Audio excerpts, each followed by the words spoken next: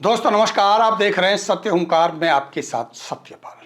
आज वार्ड 25 और 26 में बीते एक साल के कार्यकाल पर उसके विकास की विस्तार से चर्चा करेंगे। आपसे निवेदन है कि वीडियो को शेयर जरूर कीजिए और पेज को फॉलो कर लीजिए ताकि आने वाले हर वीडियो आपको समय से मिल सके। विकास की उम्मीदों से चुने गए निगम सदस्य यानी पार्षदों का एक साल पूरा हो गया। ये कहने से बेहतर होगा कि ये कहा जाए कि आपकी उम्मीदों के चुनाव का 20% हिस्सा पूरा हो गया है। आपको क्या मिला है? उद्घाटन और जुमलेबाजी, घटिया काम और भ्रष्टाचार भारी। चुने गए पार्षदों को क्या मिला? नया घर, नया ऑफिस, नई और महंगी महंगी कारें। विकास तो आपका होना था, लेकिन आपके नेता का विकास हो गया, वो भी उम्मीदों से परे। अब सवाल यह है कि जब ऊपर से नीचे तक एक ही पार्टी की मजबूत सरकार है, संसद और विधायक भी मंत्री बनकर के फुल पावर में हैं और उनकी नियति और इरादे भी नेक हैं, बावजूद उसके अब भी आपके क्षेत्र में काम अच्छे से होते क्यों नहीं हैं? तो इसका जवाब भी हमारे उसी कथन में है जो हमने चुनावों के दौरान कहा था कि सरकार किसी की भी हो, विधायक और सांसद कोई भी हो, जब तक आपका क्षेत्रीय प्रतिनिधि यानी निगम का सदस्य, जिसे आप तथाकथित पार्षद कहते हैं, वो सामान्य समझ और सामाजिक दृष्टिकोण का नहीं होगा, आपके क्षेत्र का विकास हो ही नहीं सकता। अगर सरकार आपके क्षेत्र का काल्पनिक शरीर है और सांसद विधायक उसकी आत्मा है, तो क्षेत्रीय पार्षद मुंह, कान और आंख होती हैं। और आप आसानी से इस बात को समझ सकते हैं कि जब किसी के पास सुनने, बोलने और देखने की क्षमता नहीं होती तो वह शरीर कितना क्षमतावान हो सकता है। क्षेत्र में कब, कहां और किस कार्य की आवश्यकता है, वार्ड 25-26 के आपके ये पार्षद, जिन्हें आप जनप्रतिनिधि कहते हैं, उनको ये भी पता नहीं है। उन्हें यह भी पता नहीं है कि विकास होता क्या है। पुरानी कुछ फाइलों का काम मिल गया है, उसी के कमीशन को बटोरने में लगे। ठेकेदार काम कैसा भी करे, बस इनको माल पूरा मिलना चाहिए। क्या यह सच नहीं है और सवाल वाजिब नहीं है कि चुनाव लड़ने वालों को धन के मामले में सालों साल तक होश भी नहीं आता है? चुनाव लड़ने के बाद इतना खर्च हो जाता है कि बाद में संभालना मुश्किल हो जाता है। अब जिनके पास चुनाव लड़ने के पैसे तक नहीं थे, चुनाव की तो बात छोड़ दी है, खर्च चलाने के पैसे नहीं थे, कर्ज में डूबे हुए थे, बच्चों की फीसें नहीं जा रही थी, कमाने का कोई वाजिब जरिया तक नहीं था, अब उनके पास करोड़ों करोड़ रुपए की संपत्ति आखिर ये कैसे आ गई?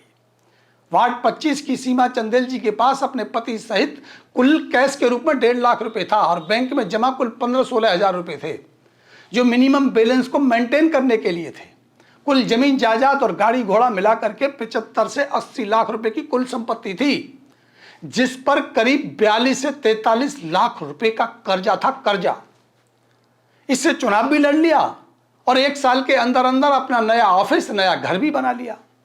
जिसकी पार्टी में भाजपा ने खूब रसगुल्ले उड़ाए, क्षेत्र की जनता को गृह प्रवेश का प्रसाद तक नसीब नहीं हुआ। अब वार्ड 26 के पार्षद लाल कुमार मिश्रा ने जब चुनाव लड़ा, तब एक चुनाव कार्यालय बनाने के पैसे नहीं थे। जमीन जायदाद और गाड़ी घोड़ा मिलाकर के कुल 25-30 लाख रुपए की कुल संपत्ति थी, जिसमें 5 लाख रुपए का कर्जा भी था। ये सब शपथ पत्र के मुताबिक मैं आपको बता रहा हूं। एक साल के अंदर अंदर आलीशान घर का गृह प्रवेश, मुख्य सड़क पर बड़ा सा एक आलीशान ऑफिस, लग्जरी कारें तथा बेटे की शादी में आलीशान रिजॉर्ट की बुकिंग और पार्टियों का खर्चा आखिर कहां से आया? अब सबसे बड़ा सवाल यही है कि जनहित में पूछा जाना चाहिए या नहीं? क्या विकास के लिए तड़पती इस जनता को यह जानने का हक नहीं है कि आखिर उनके जनप्रतिनिधियों की लॉटरी लगी कैसे? क्या जनता को यह जानने का हक नहीं है कि उसके विकास की गुणवत्ता आखिर इतनी घटिया क्यों है? जो घटिया ईंट सरकारी कामों में लगाई जा रही हैं, क्या वही ईंटें इन्होंने अपने ऑफिस और घरों के निर्माण में लगाई हैं?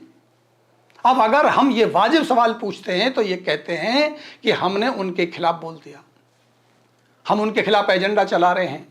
इन लोगों को पार्टी ने चुनाव लड़ने का मौका इसलिए दिया था कि बाहर से आए लोगों की संख्या बल के आधार पर उनका प्रतिनिधित्व होना चाहिए, ताकि विकास के साथ साथ उन्हें सम्मान भी मिले, ना कि इसलिए कि पार्षद बनाया आपको कि बाहर से आए लोगों को ही लूटने का काम आप करेंगे। आज इस क्षेत्र में आने वाली बाहरी लोगों की संख्या केवल बिहार के लोगों की नहीं है, बल्कि हिमाचल, यूपी के पूर्वांचल तथा पश्चिमांचल, राजस्थान, हरियाणा के लोग भी काफी तादाद में हैं, जो बिहार के लोगों से भी ज्यादा हैं। इन लोगों ने बिहार के साथ साथ बाहर से आने वाले लोगों के सम्मान में गुस्ताखी की है, गुस्ताखी। इन्होंने भ्रष्ट आचरण अपनाकर उन सभी लोगों का अपमान किया है जिनके सम्मान में इन्हें प्रतिनिधि बनाया गया था। आज इस क्षेत्र में अपना मकान बनाने पर वसूली होती है, जो पहले नहीं होती थी। आज इस क्षेत्र में गुंडे, मवाली, चोर, शराबी, लुच्चे, लफंगे, कब्जाधारी जितने भी पनप रहे हैं, वो इन लोगों के संरक्षण में पनप रहे हैं, जो बाहर से आए लोगों को ही सता रहे हैं। कोई लोकल व्यक्ति हरकतें नहीं कर रहा है, सबके सब इन्हीं के पाले हुए सपोले हैं।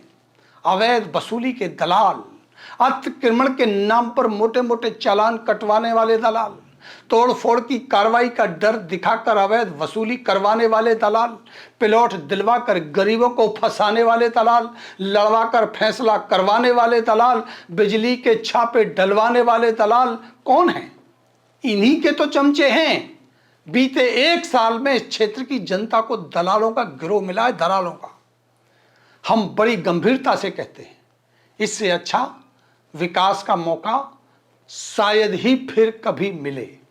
एक ही सरकार के सभी नेता, विधायक, मंत्री, सांसद, मंत्री, फरीदाबाद के ही विधायक, निगम के मंत्री, सबके सब अच्छे, मेयर भी अच्छी, निगम में फंड की कोई कमी नहीं, बावजूद इसके धरातल पर जनता को कोई सुविधा नहीं है, कुछ काम होता भी नहीं है। अगर होता भी है तो सबका सब भ्रष्टाचार की भेंट चढ़ रहा है।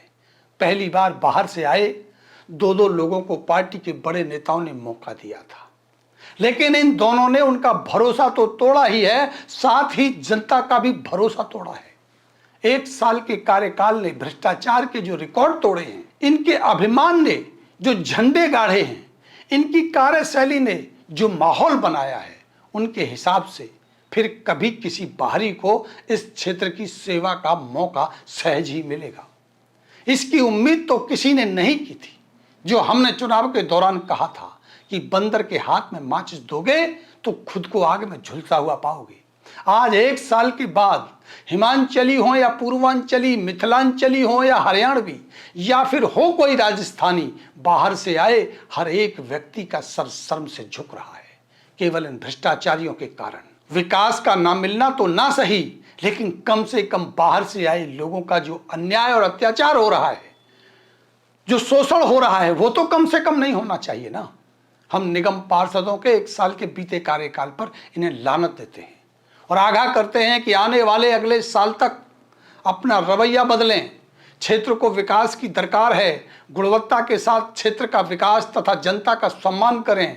अभी मौका है, बदल जाइए, वरना बदल दिए जाओगे। नमस्कार।